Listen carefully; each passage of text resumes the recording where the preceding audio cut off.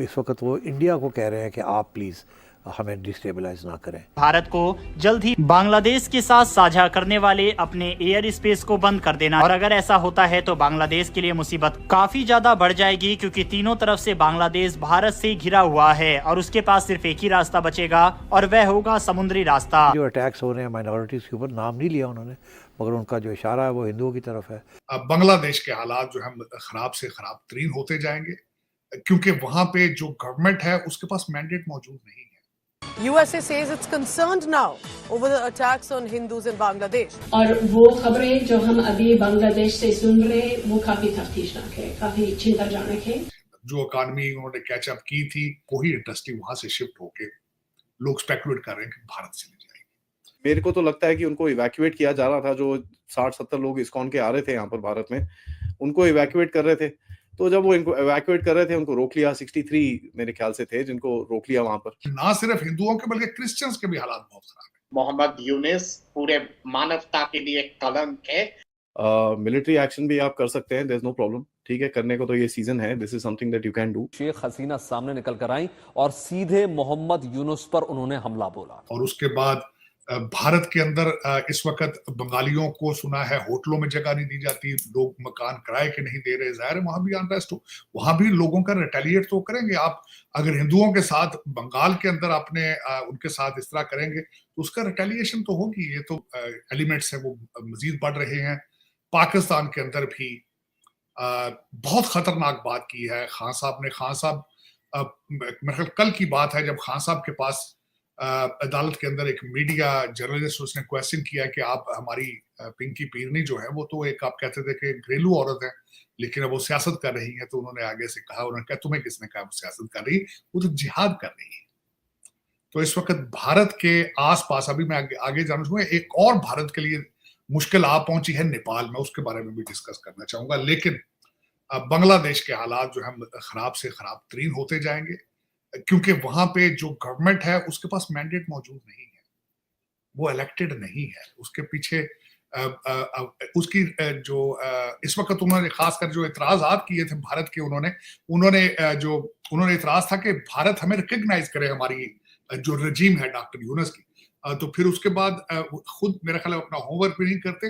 मोदी साहब ने उनको कॉन्ग्रेचुलेट किया था, रिकग्नाइज किया था माजी के अंदर, लेकिन उनकी जो ख्वाहिशात हैं वो बिल्कुल दूसरी तरफ हैं। वो अपना फासला बढ़ाते जा रहे हैं भारत के साथ। उनकी डिमांड में एक जो ऐसी डिमांड है जो कि बहुत मुश्किल है पूरी करने, वो हसीना वाजिद को चाहते हैं कि भारत के अंदर लाया जाए। अब वो किस तरह आएंगी, किस तरह वो इनकी डिमांड पूरी की जाएगी। और अनरेस्ट अभी तक मुसलसल चल रही है वहां पे। अभी भी हंगामे मुख्तलिफ शहरों में होते हैं बांग्लादेश के अंदर। जो इकॉनमी उन्होंने कैचअप की थी, जो बिजनेस उन्होंने कराची से छीना था, जो पहले कॉटन इंडस्ट्री कराची से बिजली ना होने की वजह से या दूसरी वजूहत से ढाका चली गई थी, अब वही इंडस्ट्री वहां से शिफ्ट होके लोग स्पेकुलेट कर रहे हैं कि भारत चली जाएगी।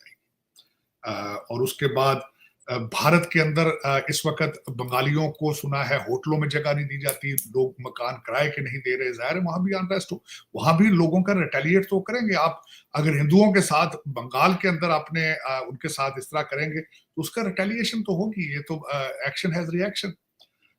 इसी तरह पाकिस्तान के अंदर भी मैं आगे चल के मजीद बताऊंगा कि इस वक्त मुख्तलिफ किस्म के एलिगेशन है कि पठानों के खिलाफ इस्लामाबाद के अंदर इसी तरह उनको विक्टिम बनाया जा रहा है, जिस तरह पंजाबियों को शनाख्ती कार्ड देते बलूचिस्तान में मारा जाता था। यहाँ पे सुना है कि हमारे जो पुलिस वाले भाईजान हैं वो दिहाड़ियां लगा रहे हैं, जो रेडी वाला होता है पकड़ लेते हैं, जिस किसी को पकड़ लेते हैं।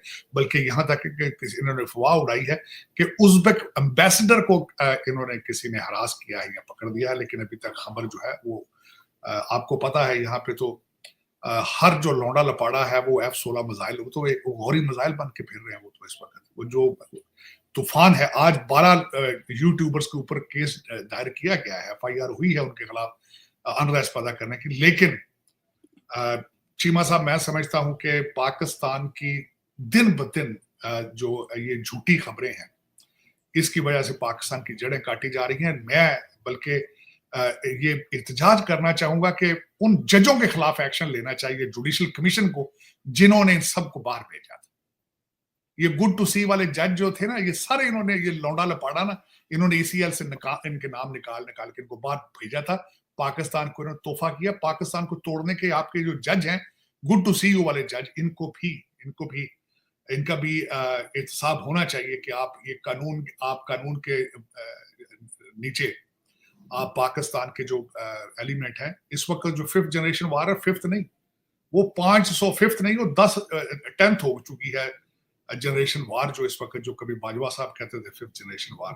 अफसोस है इस वक्त इतना तूफान गर्म है पाकिस्तान के अंदर। मैं खैर पाकिस्तान के टॉपिक को सेपरेट थोड़ा रखना चाह रहा था। जो इस वक्त भारत के लिए मैंने आपको बताया था, पहली तशवीशनाक चीज ये है कि 2 बॉर्डर्स के ऊपर आग लगी हुई है। तीसरा जो एक सबसे बड़ा एलिमेंट हुआ है कि नेपाल के जो शर्मा साहब हैं, जो नए उनके सदर हैं, पहले ट्रेडिशन था वहां पे नेपाल के अंदर, जब भी इलेक्शन जीतता था सदर, तो अपना पहला दौरा भारत का करता था। लेकिन इस दफा वो भारत ने उनको इनविटेशन नहीं भेजी, तो वो उसके रिटेलिएशन में ही हैज गॉन टू चाइना।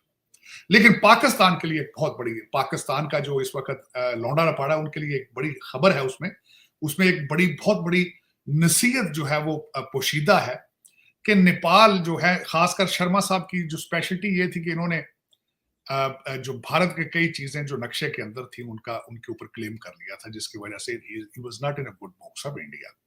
लेकिन वहां पे कांग्रेस की रिप्रेजेंटेटिव जो उनके कैबिनेट का हिस्सा है, जो कि गई थी दौरे पर पहले, और उन्होंने भारत के रोड इनिशिएटिव BRI को जब साइन किया, उन्होंने बड़ी खूबसूरत एक बात की थी जो पाकिस्तान के लिए इस वक्त शर्मिंदगी का बायस होना चाहिए। उन्होंने कहा था कि हम BRI साइन करेंगे, लेकिन हम लोन नहीं लेंगे, ग्रांट्स लेंगे।